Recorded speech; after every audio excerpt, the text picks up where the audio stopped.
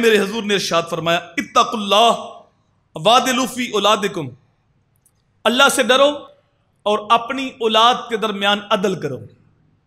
یہاں تک فرمایا کہ اپنے بچوں کا منہ چومنے میں عدل کرو، ایک کا منہ چومتے ہو دوسرے کا بھی چومو۔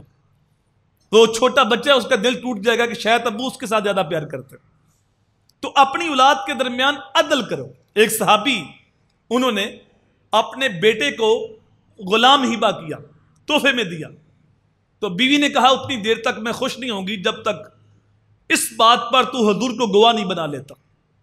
تو وہ اپنے بیٹے کو لے کے اور غلام کو لے کے حضور کی بارگاہ میں، یا رسول اللہ میں نے اپنے بیٹے کو غلام دیا ہے۔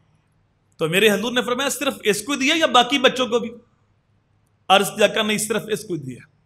فرمایا اللہ سے ڈرو اور اپنی اولاد کے درمیان عدل کرو، اور فرمایا میں محمد ظلم پہ گواہ نہیں بن سکتا، ایک کو جائیداد زیادہ دینی اور دوسرے کو کم دینی، فرمایا یہ ظلم ہے، اور میں محمد ظلم پہ گواہ نہیں بن سکتا۔ تیری ساری اولاد برابر ہے، تو تقسیم کر، سب کو برابر تقسیم کر۔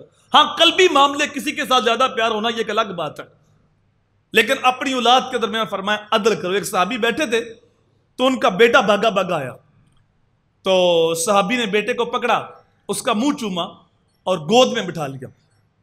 تھوڑی دیر کے بعد ان کی بیٹی بھی بھاگی بھاگی آئی، چھوٹی سی بچی تھی، اس کو پکڑا اور سامنے بٹھا دیا۔ میرے حضور نے فرمایا صحابی تو نے اپنے بچوں کے درمیان عدل نہیں کیا، بیٹے کا منہ چوما گود میں بٹھایا اور بیٹی کا نہ منہ چوما نہ گود میں بٹھایا۔ تو فرمایا اپنی اولاد کے درمیان عدل کرو، اگرچہ منہ چومنے میں ہی کیوں نہ ہو۔